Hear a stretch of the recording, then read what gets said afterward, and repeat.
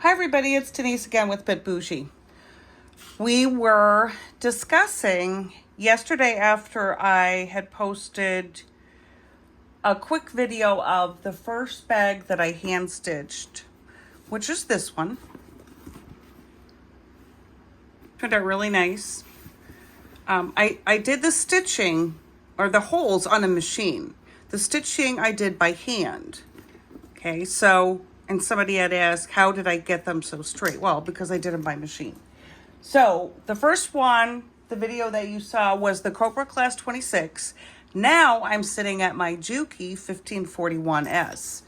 So this is how I do it. So the needles that came with this machine were, I believe, these here, the Grutz Beckett, and this is a 23. I'm going to put that in. I'm going to put it in the same way as if I was going to be threading it.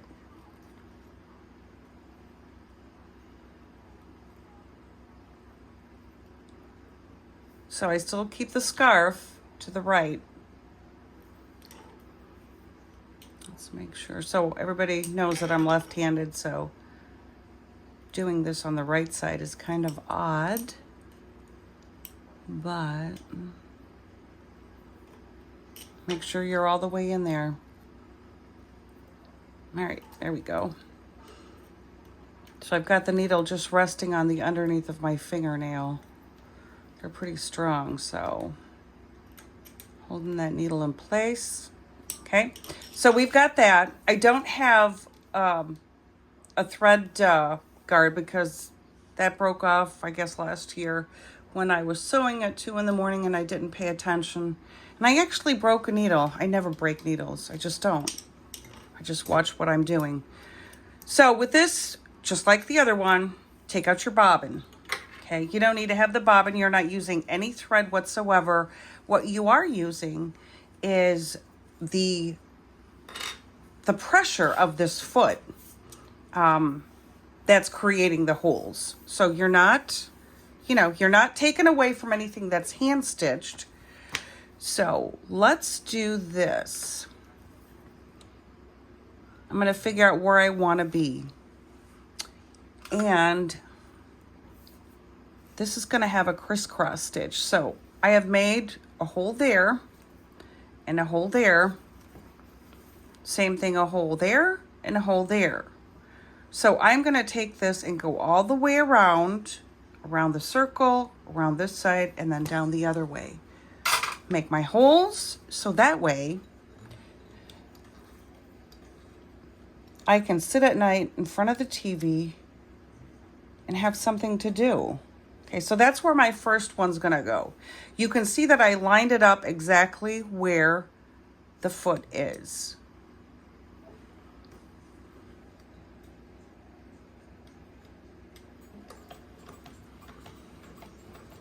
So because this is going to be a smaller item versus the bigger bag that I had, I am going to make the stitch smaller. So I've got this sitting on a 6. So I'm going to go this way.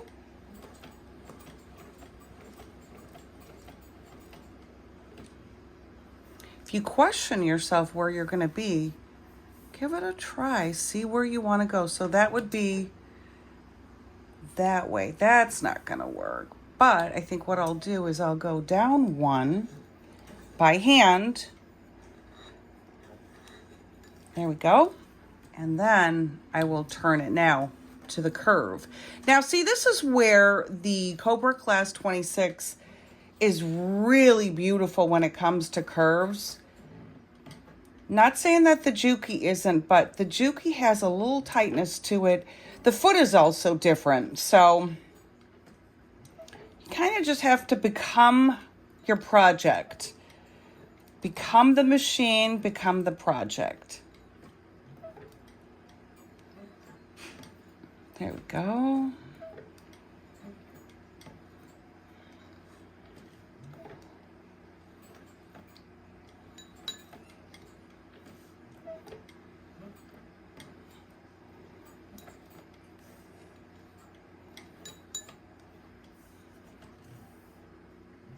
I'm going to go down one, and then I'm going to turn it, and that will line up right on the edge here. I hope everybody can see this. Let me see if I get a little, I don't know if I can get any closer.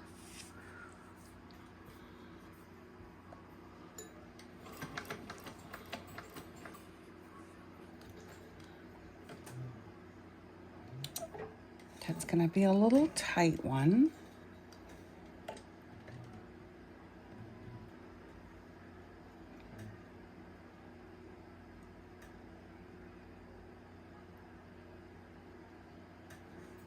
But that's okay, because when you look, this is where I wound up on this side, and this one's pretty close. So this is a beer koozie, so I will do stitching on the outside. I have to put a piece behind it for the side panels.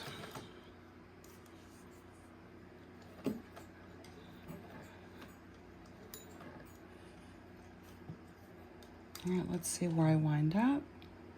I'm gonna fib a little bit on this one. There we go.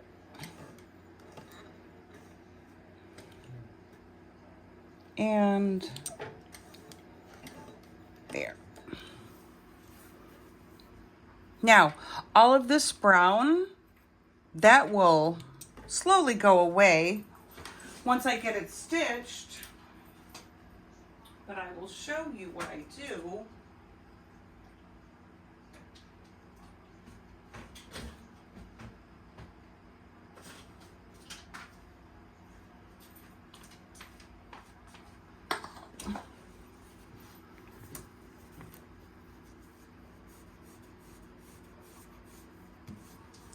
And I will condition this then later at the end once the stitching is in. There you go. You're not going to see any of this. You're going to have crisscross stitching. So this will go like this, side by side.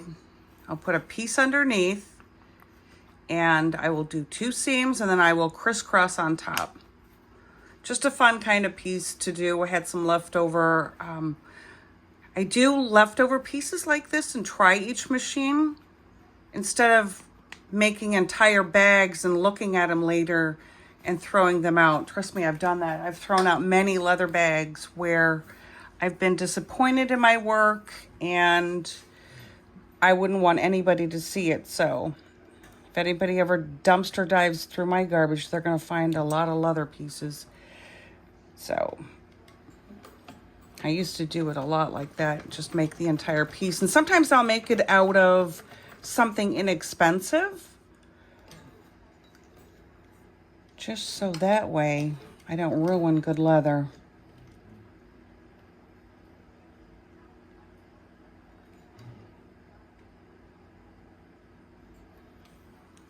There we go.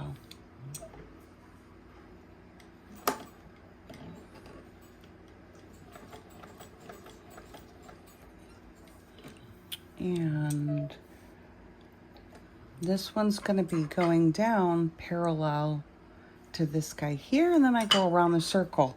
So around the circle, if you know what a beer koozie looks like, all this is just to do the edges. This was a freehand that I kind of cut out, kind of looked at the bottle. I'm like, it's pretty simple to make. I don't think anybody needs to really buy one of these, a template, but I guess you could. I'm sure they make them out there. But a lot of stuff, if you just look at it and become your project, become the machine, you'll know how to do it. All right, one more. So I'm just hand cranking this. I do have my foot, you can tell, I have my foot just a little bit on the edge of my pedal. But my hand is ready to hold the wheel.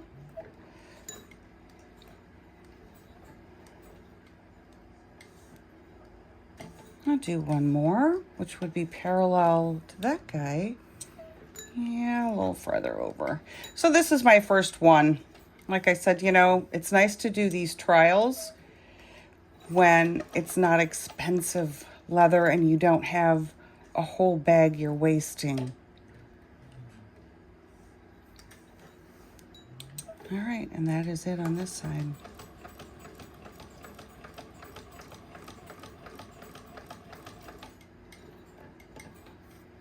So anyway, somebody else had asked me to say, why is it that you're hand stitching a leather bag when you have all these beautiful, you've got a leather machine, you've got a skiver, you've got the Juki 1541S, you got all these things that can work on leather. And I said, well, you know what? It's kind of nice to not always have a machine going. I mean, I do plenty with the machine, but it's kind of nice to do something and have work on your lap when you're sitting at night on the couch, nothing else to do, but you feel like you're wasting your time if you're not doing something.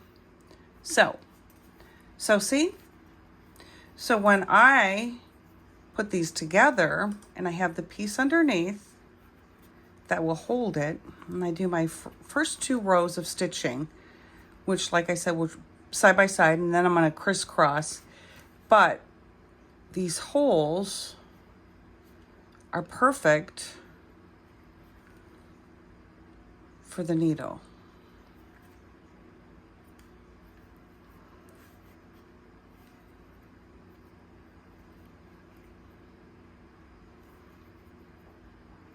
And this is, like I said, a rustic, see?